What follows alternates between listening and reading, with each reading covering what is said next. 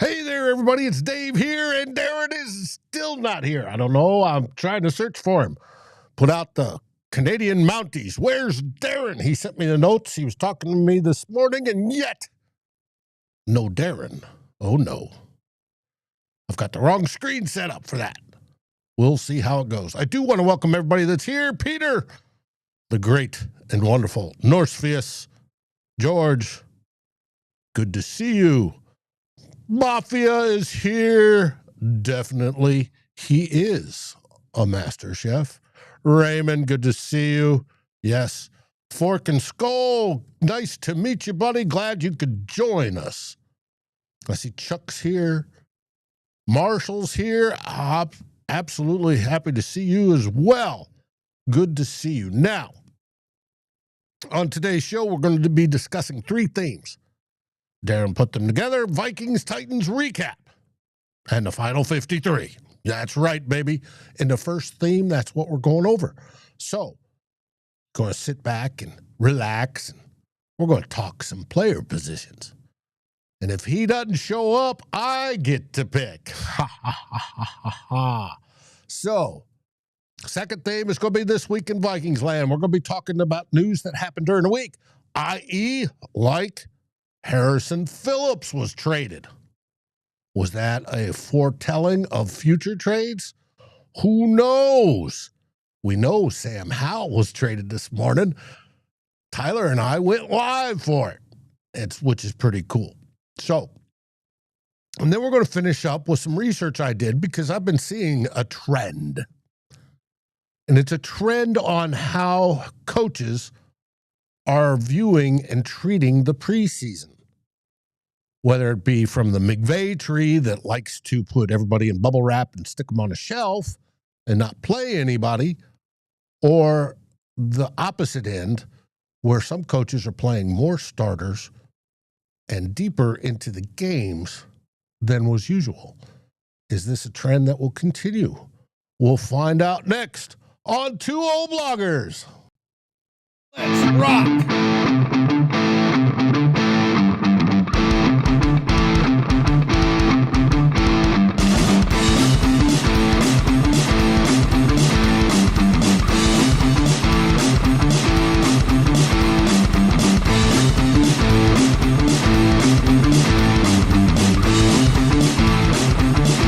Vikings First and SKOL presents This Week in Vikings Land with Darren and Dave, your two old bloggers.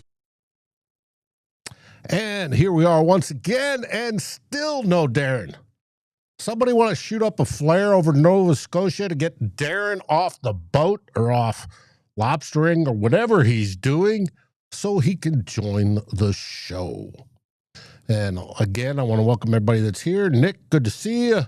Two-Tone, also good to see you. And is Troy Williamson available? Troy's an interesting individual, that is for sure. Now, SKOL Mafia said SKOL Fest is in 19 days. And I wore my other SKOL Fest shirt today because I want to support the crew. And for those that don't know, this is SKOL Fest. It is where some media creators like myself normally, but not me, like Rap for one, and the Purple Gang crew and everybody there is going to Minneapolis. And on Saturday night before the home opener, they are getting all together to have a party and to celebrate. And that's a great thing, I would think. So I want to help support them I bought their merch. I think it's cool. So everybody, if you're in the Twin Cities on the night before the home opener, which is week 2, make sure you check out SKOL Fest. All you got to do is RSVP. And the reason for the RSVP is so that they can get a head count so the fire department doesn't, boot them out for being overpopulated. And we'll see how it goes. Now, I want to switch screens. Let's go to this one. While we wait on Darren, And I think there was a confusion in when he thought the time was, but we'll see. Now I got to fix this. Take off his camera border so you guys don't see that. Boom. Boom. Let's take mine a little bit bigger until he comes back. Shall we do that? Let's do that. All right. Now, with that, I titled this Vikings Roster Shockers. Little clickbaity. And Max Brosmer shines. And boy, did he on during the game. So let's get this started with Theme 1.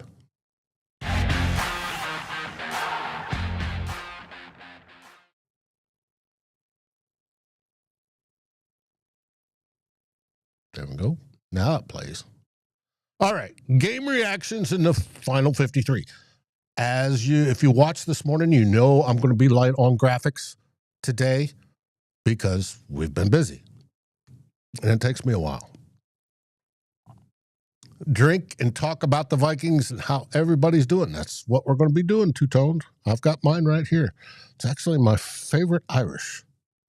Cheap Irish, Kilbrin, from Total Wine and More. It's pretty good. All right. Nick, he's not going to bring up Thielen. We'll see. Vikings preseason ended Friday night, as we all know, in a 23-13 loss to the Titans. Thank Odin that it's over. From here on out, it's nothing but real football. Football that counts. So, I'm not going to waste a whole lot of time talking about the game, but there were some plays that were worth highlighting, and the one player the most was Max Brosmer, who you see on that screen. Max Brosmer made a case, or sealed the deal, that he should be on the 53. Why? Because he was rocking it. Quick decisions, right reads, all the reads, making good throws into tight windows, had spin on the ball, and he made some nice passes over the middle. It was beautiful. His best one, though, was that fourth down that got dropped. But, oh, what a beautiful pass that was. And what a correct read it was. He saw that the Titans were in a zero blitz formation, and he knew that he had it over the top. And he just laid that sucker in. And it was dropped. The bottom end wide receivers and their dropsies.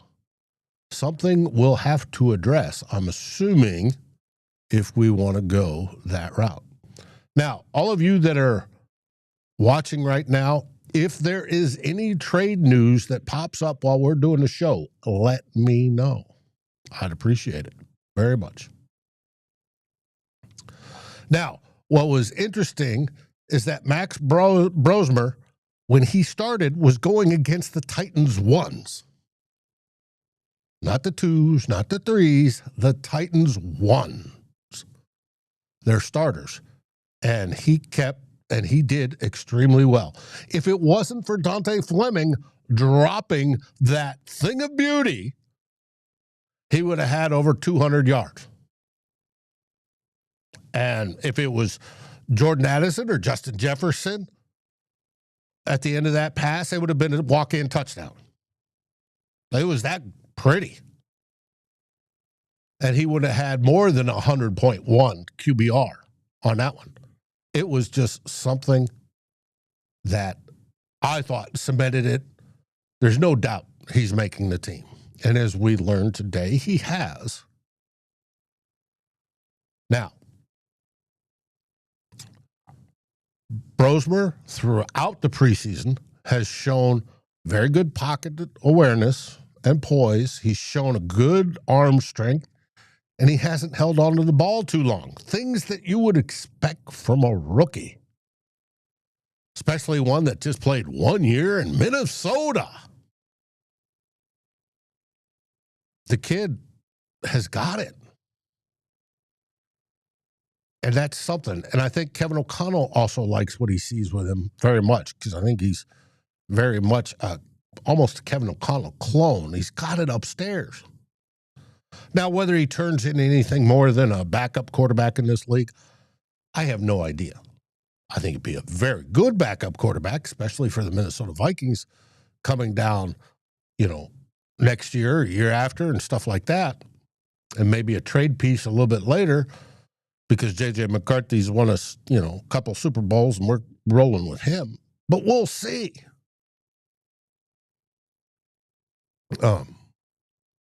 As far as anybody else on the Vikings that looked like they were securing a roster spot, nobody put an exclamation on their argument. Zavier Scott went out with an injury. Elijah Williams went out with an injury, hammy on his. And it was just a shame because both of those guys were playing very well. Darren doesn't think that they have their roster spots locked up. We'll get into that here shortly. Northvia says, I can see Brosmer becoming Brock Purdy. Yeah, very well. Would you like to have Brock Purdy as your backup quarterback? Yeah, I would too. It'd be great. Now, Darren also noticed that Mekhi Blackmon played the entire first half and not really well.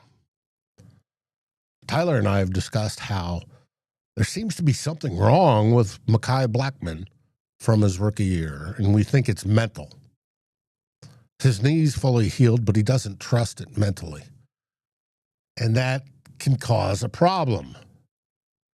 And if he's not playing really well, he is the number 2 nickel corner. That's worrisome.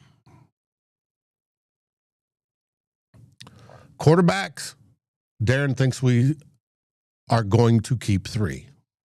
McCarthy, Brosmer. And then he writes, Howell and Rippon are goners, and the Vikings are not going to roll with Brosmer. That's why the Vikings worked out Carson Wentz on Saturday and signed him on Sunday. He didn't do the signing bit, but I added that, and that's true. Running backs. Oh, since we're getting into this, let's show these slides. That's what he's got for the quarterback room. Goner Brett Rippon, he was released today. And as you all know, Sam Howell was traded this morning, which was cool. Now on to the running backs. He's keeping 4. Jones, Mason, Ham, Zavier Scott. I have no problem with that, except for Scott got dinged up. If I remember correctly, it was his ankle. Now, ankles are generally not that bad. Sprain an ankle, whatever. As long as it's not a high sprain, he should be ready for week 1. But not quite sure on that. Daniel, Blackmon may be a surprise cut. I called for it on the NFC North show, Who Will Be King, earlier in the week. We'll find out. But Northview says it won't surprise him. He's been terrible. We're going to see. Now, Scott runs hard. He breaks tackles. He can catch the ball. All great things. Chandler lost Kevin O'Connell's trust in 2024 and has not made a compelling case in the offseason to get it back. I agree with Darren on this one. So I'm going to stick, even though Zavier Scott is injured at the moment, with those 4 running backs in the running back room. Now on to the wide receivers. All right, our top 2 are there's no issue. Easy peasy. Justin Jefferson and Jordan Addison. As we all know, Why I have Adam Thielen in green with a check mark is I'd like to see us trade for Adam Thielen. That's why I ask you if the news comes across while we're doing the show. Please inform me so we can get it. Now, Jalen Naylor has been reportedly, his hand is in a cast. That does not sound good. And the whole, it's got to be evaluated, and he's getting a second opinion. Sounds to me like surgery. That's my decades of wisdom generally leads to. There's more damage there than just, he just jammed it, he'll be all right sort of deal. Put a Band-Aid on it and have mommy kiss it and it'll be good, right? No, I don't think it's that. So without Jalen Naylor in those first 3 weeks, because Jordan Addison parked himself on an exit on a freeway in L.A. and fell asleep after he'd been drinking. He's going to miss the first 3 games. That leaves, who are we going to back up? Justin Jefferson, because he's the only one we got for week 1. We've got a bunch of back-end wide receivers, none of which have stood up and grabbed the ring to say, I'm the guy this year, at least in my opinion. As I've watched and I've read and I've taken everything in, none of them have stepped up and grabbed the ring. Obviously, Ty Felton has improved. He's gotten better. And what happened to my camera? Tiny, wake up. Wake up, Tiny. All right, let's switch cameras real quick.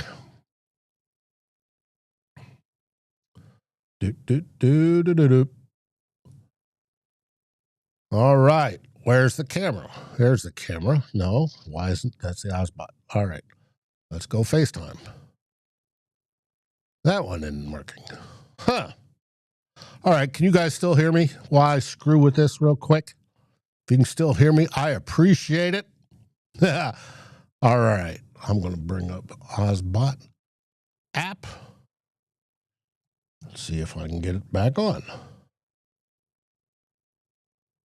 And as while I do that, we'll talk. Now, the question is, who is going to stand up and out for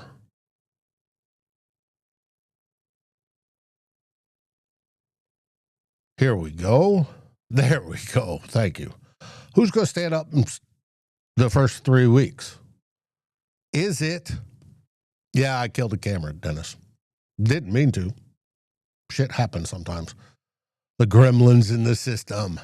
And anybody that's worked on aircraft knows exactly what I'm talking about. And I'm not talking about the drivers in the front. Right, Ted? My buddy Ted Glover. He was a pilot. I was maintenance. We got along great because I always gave him a hard time, put it that way. Thank you, Norsevius. Now, but who's going to stand out? Ty Felton's going to make the squad no matter what. I mean, he is. I mean, he was their draft pick. He's improving, and that's a great thing. I think by next year he'll be, worthy of not even having any discussion about him, that he's on there. He's obviously going to see some time. Now, this is where it gets difficult after that. So we got Ty Felton and Justin Jefferson in the first 3 weeks. Now, granted, yes, I know we have the tight ends. You don't have to be yelling at me for the tight ends. I know we have the tight ends and the running backs, etc. But for wide receivers, that's why I think somebody, specifically Adam Thielen, would fit great. He knows the system, knows KOC, worked out with JJ for the last 2 years. Everything's all copacetic. The only difference is Carolina at the moment saying no. And you got to remember, for anybody to do a trade, both sides have to agree to it. And it is with Carolina saying no, and they have reason to say no. Without Adam Thielen, he's their only experienced wide receiver on there. Their number one's a rookie, and number 2 and 3 are second-year guys. I can see why they're saying no, but I think he'd be the perfect fit. Now, Darren has selected Jeswan Jones to make the final 53. Okay. And a disgusting act, just move on from him. There's other wide receivers that they're looking at as well. We'll see what happens, especially as we're hearing teams today that are releasing their first half of their 53-man cuts. So we'll see. But it's just the fit that I thought Adam Thielen would be great.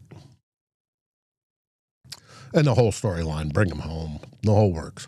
But now, Darren picked Jeswan Jones as his final receiver.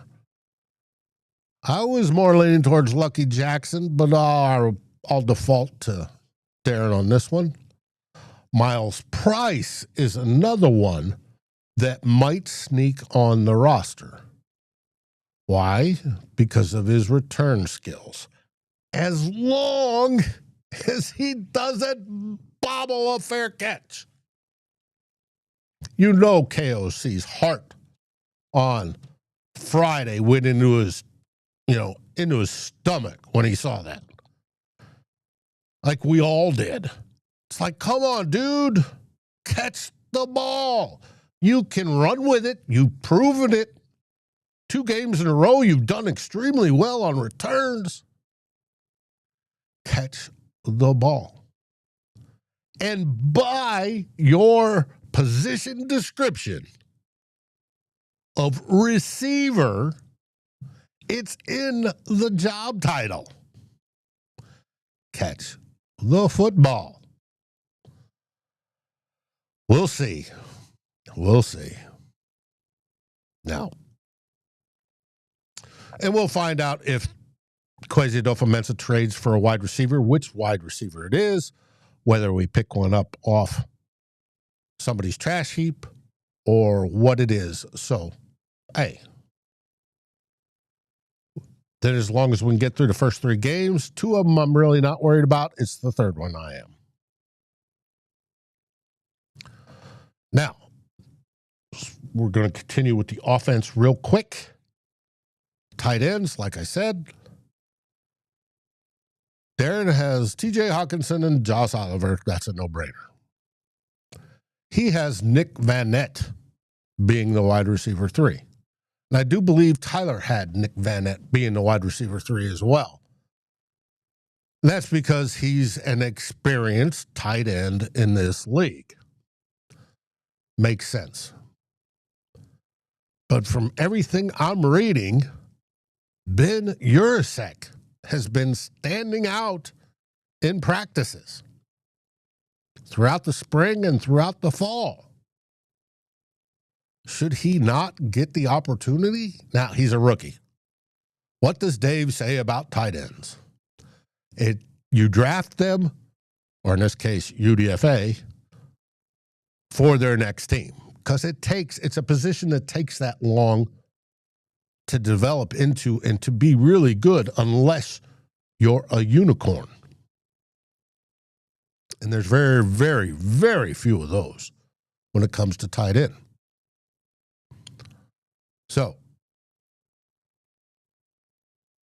we'll stick with Nick Van Nett on this case. I'll lose on the Ben Yurosek. He'll make the practice squad. I have no doubt. Gavin Bartholomew, I will suspect, will go on IR probably for the season, and he may even get a release for injury, whatever. And that's another draft pick that didn't pan out.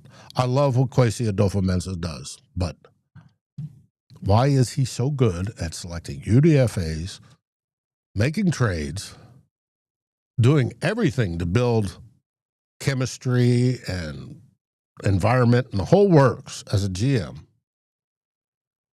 And yet, he lacks in one area. The one that he's got the biggest staff for I guess, I don't know, staff's divided college scouting and pro scouting. How, with the failures at the draft, he needs to improve that college scouting in. But we'll see. Yeah, Aaron, that's what I was just thinking. Scouts. Now, people are saying, Brian Nesbitt, he caught all those balls during the preseason games. Yes, Brian Nesbitt did, but he's basically a glorified receiver. Big dude. Gets open. Maybe he'll slide over and count as a receiver. Don't know. He's willing to block, but he's not a good blocker. And a tight end must be able to block. You just got to be able to do it. You got to be able to thump somebody and like it. It's that simple. But, we'll get to the punter, Morpheus. We'll get to the punter. But that's the tight ends. After the tight ends, we get to the linemen, the big round bellies. Starting on the outside, we keep 4. Christian Darrisaw and Brian O'Neill are your bookend tackles. Behind them are Justin School and Walter Rouse. Everybody else, Logan Brown, Matt Nelson, Marcellus Johnson, Leroy Watson, gone. Now, I did see something today, just before the show, from a prominent cheese weasel blogger advocating that if we release Logan Brown, that they pick him up. I could see that. Unfortunately, I could, and then he'll turn into a star or a stud, because they do that with linemen. Is he gone? He's been on the first cuts? Could be.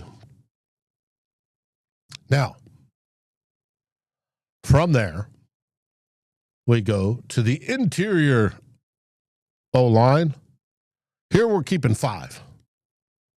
We've got Ryan Kelly starting center, Will Fries right guard, Donovan Jackson left guard, and I've loved what I've seen from him and his development so far in the offseason and the preseason. It's been good. I look for him to terrorize Caleb Williams on Monday night, September 8th. Or protect, I shouldn't say terrorize, protect J.J. McCarthy and help the run game. We'll get to the terrorizing by defensive linemen here shortly. I'm skipping ahead in my brain and my mouth isn't keeping up. Not enough alcohol yet. I've only had a few sips.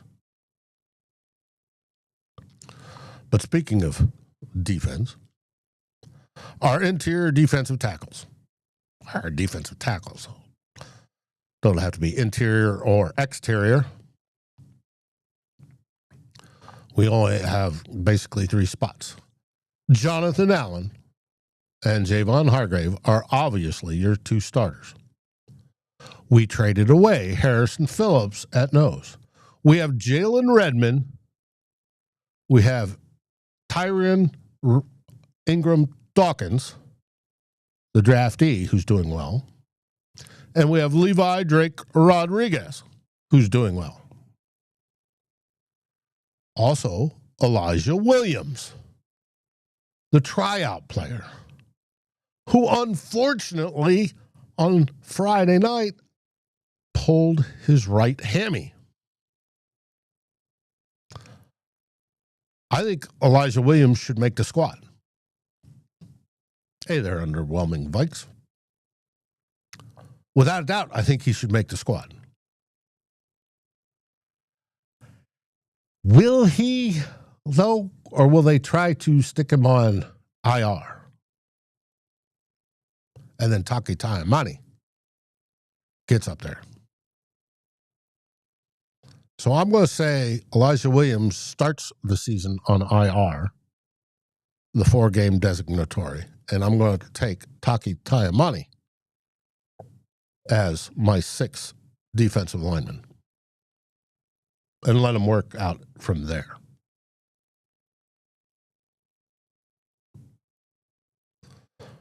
Then we get to our edge. Jonathan Grenard, who looks like he is going to be a beast this season, as in NFL Defensive Player of the Year type beast this season. Andrew Van Ginkel, who's dinged up, and of course, Mr. O'Connell will not tell us why, does not have to tell us why until Wednesday, I think it is. Tuesday or Wednesday. Before September 8th. Wednesday because we play on Monday night. Dallas Turner, Gabriel Murphy, and Bo Richter, I think, are the 5 they keep. Tyler Batty got injured, like we heard. And Chaz Chambliss, who showed some signs, will probably be sucked up on the practice squad if he clears waivers. And everybody, if I say they're probably on the practice squad, they've got to clear waivers or clear whatever first. And we'll see. Then comes your inside linebackers. We're only keeping 4. Blake Cashman, Ivan Pace, Eric Wilson, and Kobe King. That's it. I expect Austin Keys to make his way to the practice squad of that bunch, but that's it. So, we'll see. And Two Tone says Williams number 99, and let him keep it. Yeah, I hope so. That's right, Doc. You are 100% correct. Uh-oh. I just got a message from Darren. Uh-oh. He's in the hospital with a family member. Not good. Prayers up for him.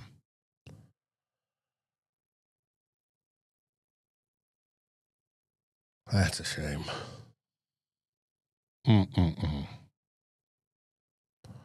Okay. Back to where we were. Next comes probably the weakest group of the bunch, in Dave's opinion.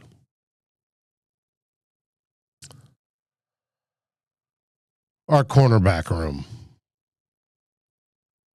We have Byron Murphy, fine. Pro Bowler. Yes. Plays outside, moves inside when we're in the nickel. Cool. All for it. Isaiah Rodgers was showing some great stuff all through the spring and the beginning of training camp, and then he's gotten dinged up and we haven't seen him. Jeff Okudah does great in practice. Done all right in games. He's a little bit handsy. He's physical. And I think Beeflo likes that.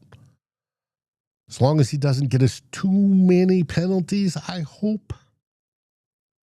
Broski Bear, Brosmer's already on it. And Raymond, thanks for the prayers for Darren. I'm sure he can use them. And then we got a big nothing, in Dave's opinion. Why? Because we have Mekhi Blackmon, like we discussed, who was flashed his rookie season. Fast, aggressive, stayed on the hips of wide receivers, did great. His sophomore stint, beginning of training camp, blew his ACL. Comes back off, everything's healed, and now it just... Darren's my partner in 2 old bloggers there, Broski Bear.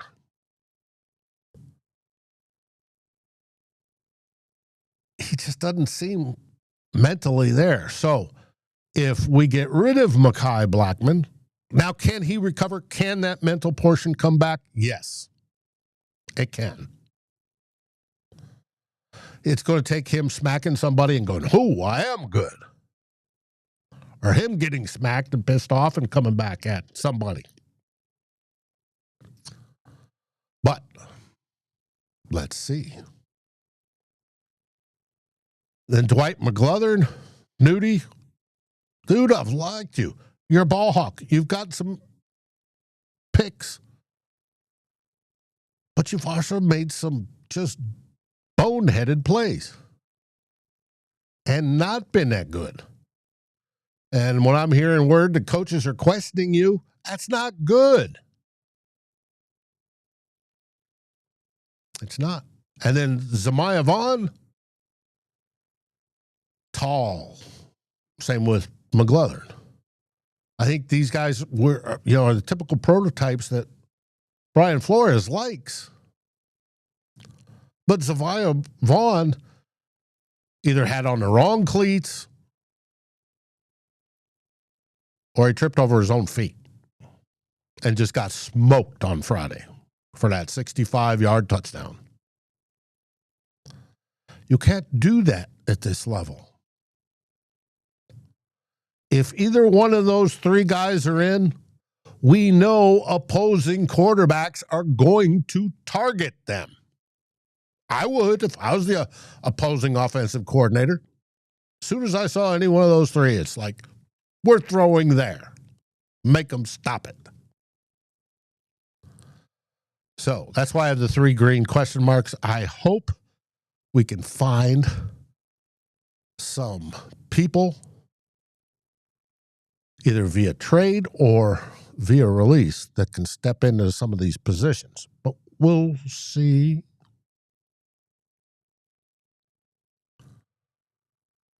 We'll see. Now, from corners, we go to a position I'm not worried about one little bit. We have Harrison Smith, Theo Jackson, Josh Metellus, and Jay Ward.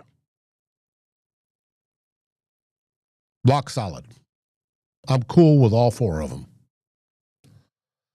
Theo Jackson got his extension. He's going to be the primary guy when they go to 3 safeties to come on in. Josh Metellus, they're giving coaching responsibilities. He called plays for a series in Friday's game, which is cool. They're expanding his knowledge. They're developing him into being an even better jack of all trades, the wild card on defense, because he knows he's learned everything that has to go on. Now he's learning how to implement it by them letting him call plays. I thought that was pretty cool. And Jay Ward did fine. So I'm cool with that. And Michelle Powell was released this morning. I saw his name on there.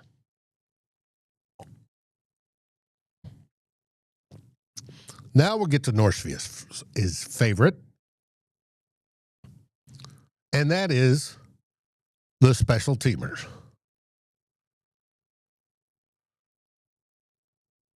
Kicker, Will Reichard, without a doubt. Now, he missed 2 on Friday. One from 63, that if it was 62, it would have been in. I believe Oscar Chapman was holding on that one. And the other one he missed, Oscar Chapman fumbled the ball, picked it up and stuck it in it, and it was in the wrong spot. And he kicked it wide left. That may have cost Oscar Chapman a starting punter job. Because who's the better punter, as in who punts the best, between Ryan Wright and Oscar Chapman? I thought it was a no-brainer. Oscar Chapman did by far better than Mr. Wright. But the one thing in our system is that the punter holds the snaps for the place kicker, and he's got to be able to do it proficiently. Ryan Wright did every time. Oscar Chapman, unfortunately, blew it on Friday. I find this one interesting. Darren has selected Mr. Wright.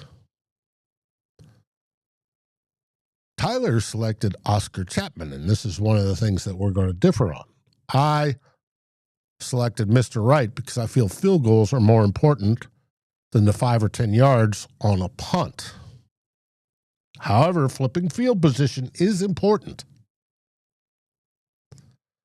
Why did I pick Mr. Wright? It's because Oscar Chapman's the international pathways player.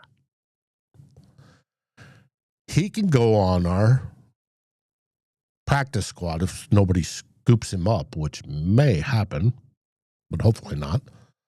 Go on our practice squad and not count against the 53 or the practice squad numbers. He's the freebie. Now, we got to pay for him. Yeah, but he's the freebie. And if he does do that, I hope that our long snapper, Andrew DePaula, our Pro Bowl, I think 4 years in a row, Andrew DePaula, works with him every day. Snap, snap, snap, snap, snap, snap, snap, snap, snap, snap, snap, snap, snap. Till he gets that down, without a doubt. Make it work. Get comfortable. Do the things you're supposed to. Spin the ball the way you're supposed to. Tilt it at the angle you're supposed to.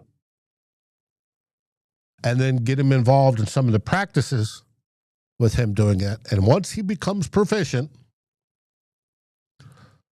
say, thank you for your service, Mr. Wright. We're moving on. That's what Dave wants. But for now, they're going to go probably with Mr. Wright. Ryan Wright. And Anthony says he's going with Chapman. He kicks better. He does, without a doubt. I don't disagree with that one little bit. He kicks farther, more accuracy. He has the variety of different style of kicks. The banana ball, the boomerang ball, the this ball, the that ball. And it's fun to watch an opposing punt returner get wide-eyed and go, where's the ball? What's it doing? Oh, my Lord. It's fun. I watched it. It's a blast. But, yes, Aaron, he's had holding issues. Now, there's a possibility you want to bring in a backup quarterback to hold. It used to be that the quarterback held until Tony Romo. And what happened there, those that don't remember, I think it was 10, 15, whatever, 20 years ago, he was holding and he got creamed and got injured. And that was that. No more quarterbacks throwing or holding. I like the idea of a quarterback holding. It gives the threat of a sneak or a fake field goal. But unless KOC is willing to do that, which I would doubt because he comes from the McVay tree and you can't hurt anybody, I think it's going to be Mr. Wright. But we'll see. We'll find out Tuesday afternoon at 3 o'clock Central when all the moves must be made. But that is mine and Darren's projection for the final 53. And now on to theme 2. And my buttons aren't working exactly right. All right, this week in Vikings land, as I take a sip, Darren wanted to talk about the Harrison Phillips trade. The big man in the center. This surprised Darren. Did me too. He says, Tyler and I went over this pretty well on Wednesday night when we broke it down.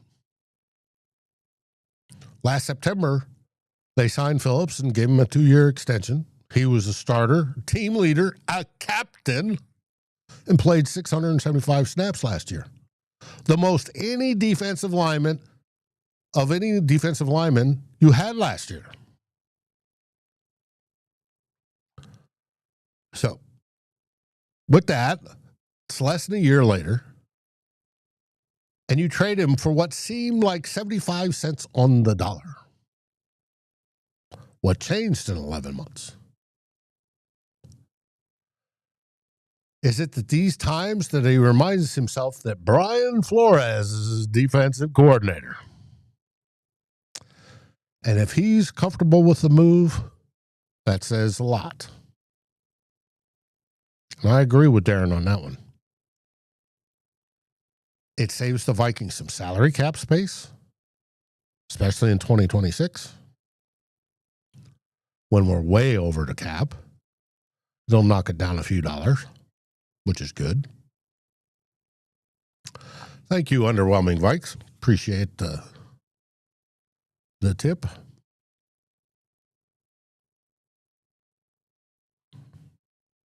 And nobody, pardon me, and nobody else on the Vikings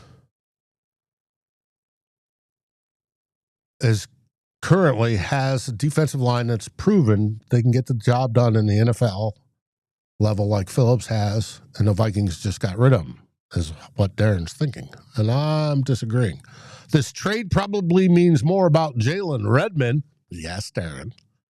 Levi Drake Rodriguez. Yes, Darren. Tyrion Ingram-Dawkins.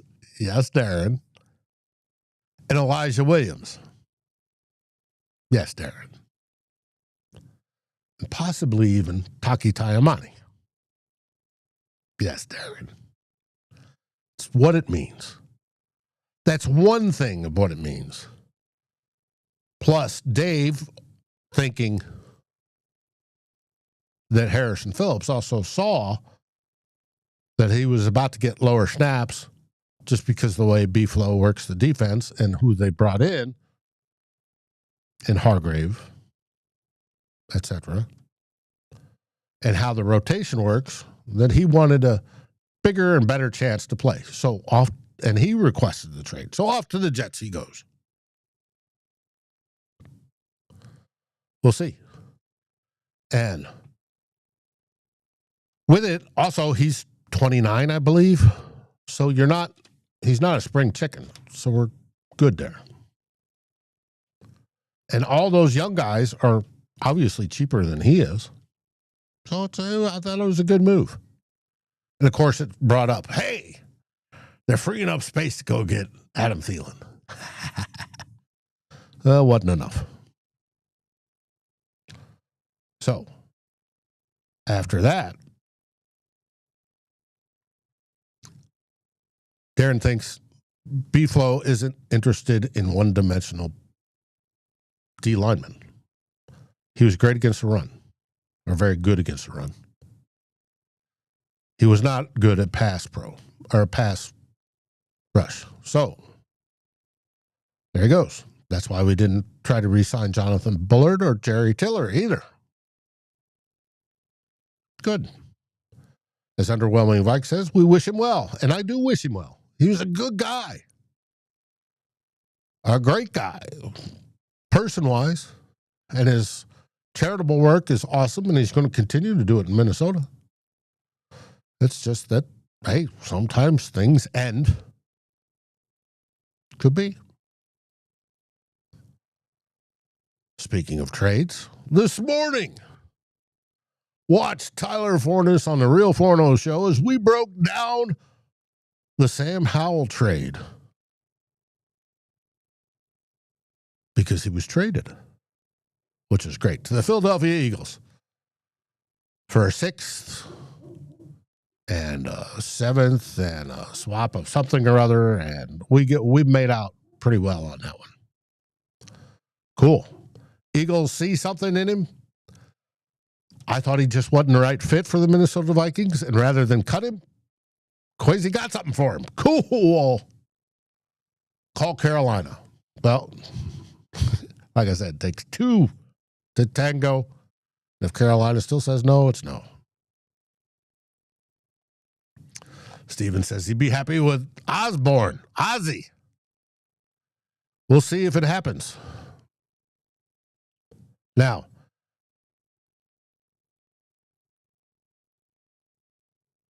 Phillips had real-time game experience. Good for him. but we move on. Now, but along with the trade for Howell, we also signed, who's a free agent, Carson Wentz.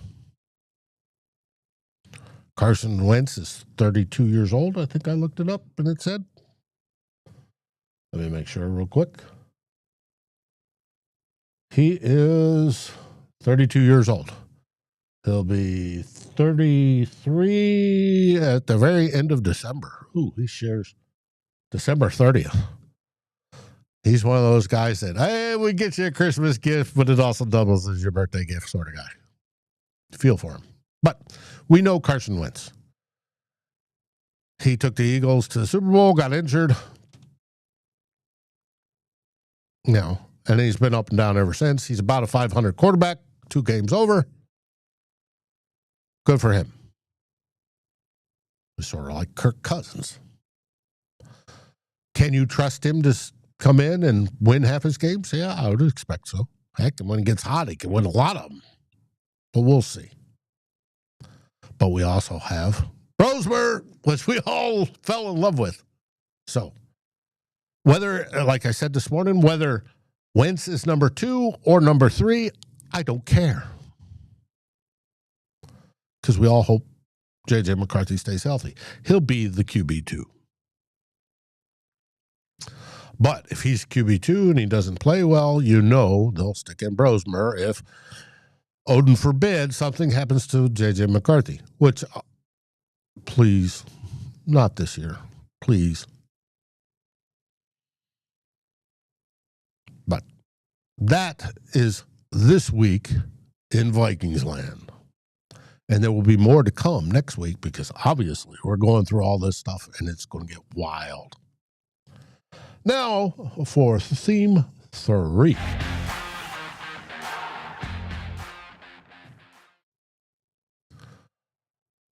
This one is the one I researched. Preseason game philosophies. Sorry, I don't have any graphics for this because I was too busy and I wanted to have some.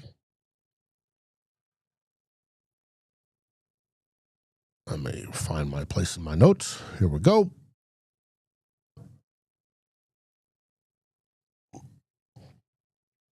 I sent my notes, my research to Darren, and he wrote up, the NFL preseason has evolved in recent years, particularly since the league has reduced it to 3 games in 2021 from the 4 previously, not including the Hall of Fame gamers, and expanded the regular season to 17 games.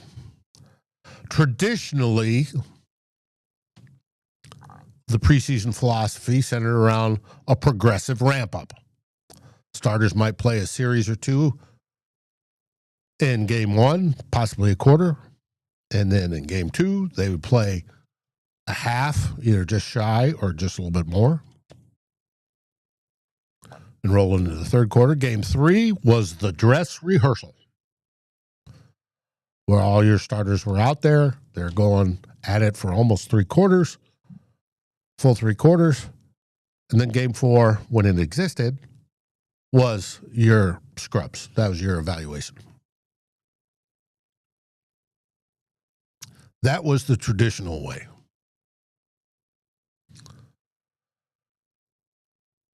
So, it started to change.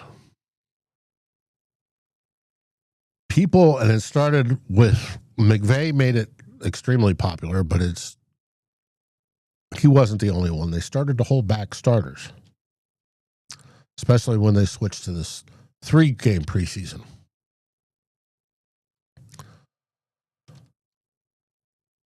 It deviated from building the rhythm, evaluating talent and conditioning, but growing concerns over injuries, especially with high-value players, and the availability of alternatives like joint practices and controlled reps. Many coaches have changed towards player protection. Like I said, starts with the McVay era, and all of his tree fall under that, but it was a few players did before.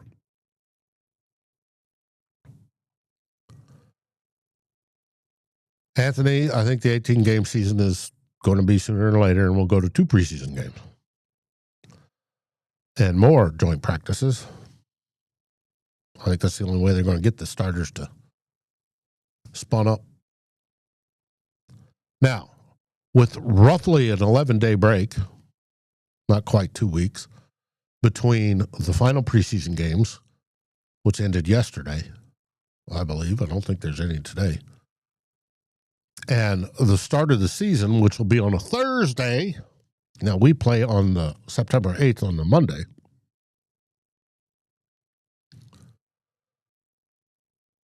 It further encourages this caution, allowing teams to use that time for internal scrimmages and recovery and fine-tuning without exposing players to unnecessary hits.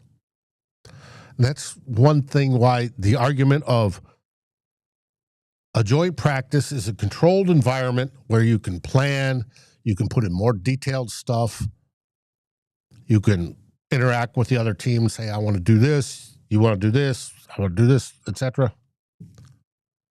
And you get more done, and it's theoretically safer because you can't take a quarterback to the ground, you can't do this or you can't do that. Versus a preseason game, which you have people playing for their livelihoods, especially when you get late in the season. Even Friday, when we're playing the ones, there was a danger that our 2s and 3s that were playing the ones, there might be somebody there that's looking to, I want to make a name for myself, so I'm going to go hurt somebody. Not intentionally, but, I mean, they're playing it like it's their Super Bowl. And they should. They absolutely should. So it's sort of changing, but I've noticed that there are some teams, however, that are going the opposite route, and I'll get into that. Now, in 2014, only one NFL team didn't play its starters a single snap during the first 2 preseason games. 2024, that number had gone up to 14 teams. The philosophy has been questioned by some of our viewers this preseason, like Drew Bunting, the Drewster.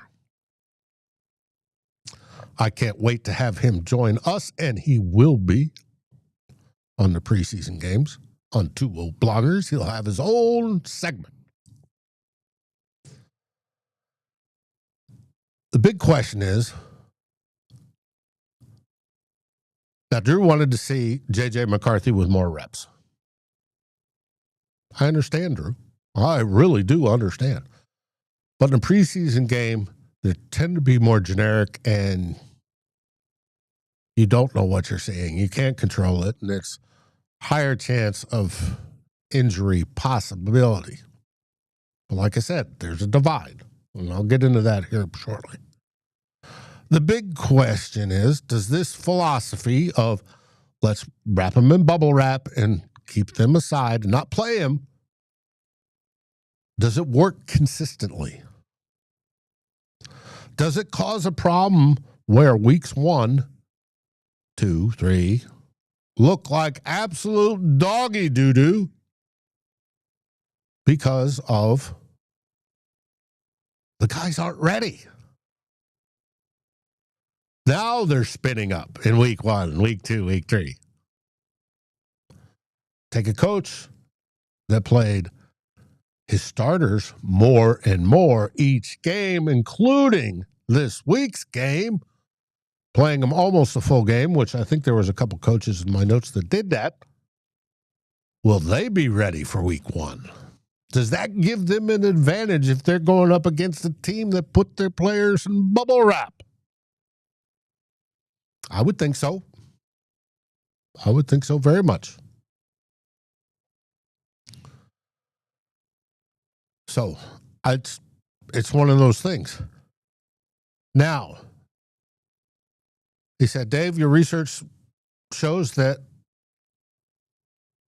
suggests the best approach for teams to use a hybrid one, which emphasizes on joint practices. And I do believe in that being the case as well. In this hybrid approach, team would use 2 joint practices with another team to script 20 to 30 snaps or more in critical situations like third down and goal line plays inside the red zone, et cetera, et cetera. The teams would also use small dose of snaps in 2 or 3 preseason games for their starters to help the starters adapt to game speed, crowd noise, and officiating, because those guys need all the help they can get. And our players dealing with them need it as well. Chevy wants to be wrapped in bubble wrap. Plus, addressing the sloppy play issue. You want the guys to be playing immersed in the game time when atmosphere, so they're used to it. It's not going to be a shocker on week 1 when they hear boos or cheers or SKOL chants, or in our case, people saying, "Da Bears!"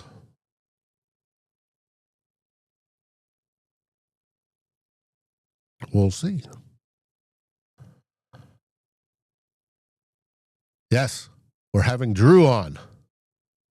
He's doing an entire segment inside the numbers with the Drewster. It's going to be good. Now, once preseason's over, this hybrid approach is capped off during this 11-day gap, minimum, 2-week, whatever.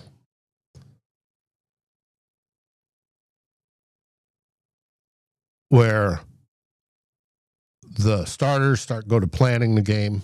They're doing the full game install. You heard KOC's already thinking about it, but they'll start doing their normal weekly stuff in that exaggerated almost 2-week window to get ready for week 1. And all those bottom end roster guys that were on your 90 that are not going to be on the team anymore because they get released, you're focusing on your starters and then whoever's left, and that includes the practice squad because they'll be put to work. Hey, whoever we sign for the practice squad is going to have the QB3, most likely Max Brosmer, running as he's got to impersonate Caleb Williams, which could be a detriment, and run around and cry and paint his nails and do everything else during the week so he can get the ones ready. That's how it works. Starters will be doing the heavy lifting during the regular season as far as being on the field for offensive and defensive snaps. Will not be able to be put in too much harm's way for this preseason games. That's the whole theory. McVay, keep them fresh, bubble wrap them. And Kevin O'Connell has been using this hybrid method of he loves the joint practices. They were trying to get one with Tennessee, so he had 2, and I suspect there'll be 2 every year. And you can almost bet that the NFL will make it a pay-per-view sort of deal at some point in time so they can earn more money. But we'll see who meets expectations. Now, let me bring up my notes real quick because it's this last little bit that I wanted to go over. I asked my research assistant, and for those that don't know, that's Grok, to look into each coach and what they played. Because I think there are some coaches that are going the opposite way, where they're playing starters more and more as a ramp up, including the last game of the preseason, because there's 3 games now. And I found that Jonathan Gannon of the Cardinals, He played approximately 25% of his starters in week 1, 10% in week 2, 0 and 3. Raheem Morris, 0, 0, 10% in game 3. John Harbaugh, 0, 10 and 0. Sean McDermott, 0, 0, 0. Dave Canales, 0, 10 and 0. Ben Johnson, 0, 12.5% and 0. And I think that last 0 is wrong because they were playing the ones on Friday and they played the whole game. Or virtually the whole game. Zach Taylor, Cincinnati, here's where I think this switches. 10, 25, and 50%. All starters. Kevin Stefanski, 0, 0, 50% in game 3. Brian Schottenheimer, 0, 0, 50% in game 3. Not that I care about the boys, but Sean Payton, who I really don't care about, 0, 0, 50% game 3. Dan Campbell, 0, 0, 25%. Matt LaFleur, Green Bay, 20%, 0%, 20%. That's an odd one, but we all know Green Bay is weird. DeMeco Ryans, Houston, 0, 30, 0. Shane Steichen, Colts, 0 across the board. Doug Peterson, Jaguars, 0, 25, 0. Andy Reid, the grizzled old walrus, 10, 0, 25. His starters played against the Bears on this week. And they kicked their butts, too. It was wonderful. Pete Carroll, 0, 10, 0. John Harbaugh, 0, 10, 0. Sean McVay, 0s across the board. Like I said, he started it.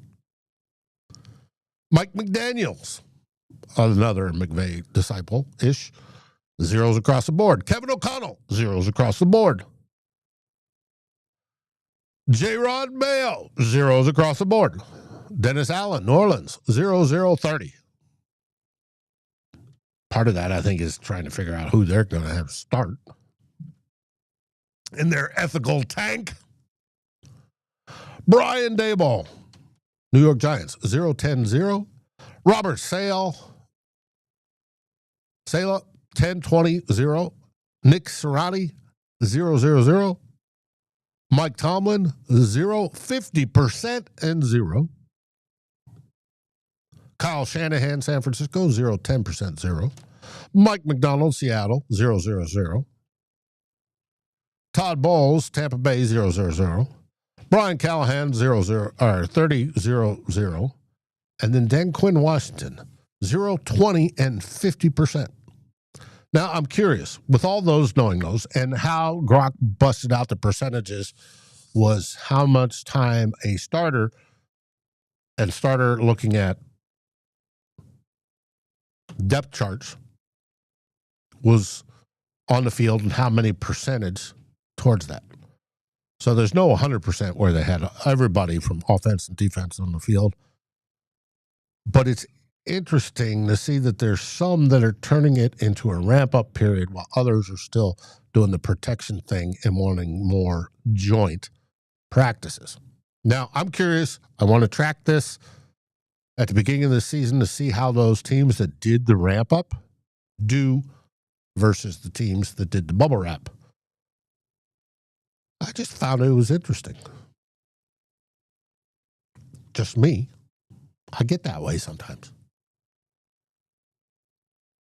So, prayers up for Darren. Prayers up for Miss Mary. I want to thank everybody that joined and was in the chat. You guys absolutely rocked. I appreciate you dealing with me going solo and unattended and unexpectedly going solo. You guys absolutely are wonderful. Tomorrow night, we will have a real Forno at the normal time. If there is another trade, Tyler and I will probably go live shortly afterwards. Takes me maybe an hour to get everything ready. 30 minutes to an hour. If it's Adam Thielen, it's already ready. I just got to load it up. If Tuesday, Tyler and I will go live with Who Made the 53. Wednesday, yours truly, on Vikings First and SKOL, is hosting Who Will Be King, our NFC North show. And boy, is that going to be fun. As we discuss who made the Lions, the Bears, and of course, pick on the Packers. And then Thursday evening, not at the regular time, we will have the Real Forno show again. So it's going to be a busy week. So stay locked in. Like, subscribe, and ring that bell so you know when we go live. It's going to be great news. And with that, I want to say thank you all once again. And what do we say? We say, SKOL Vikings!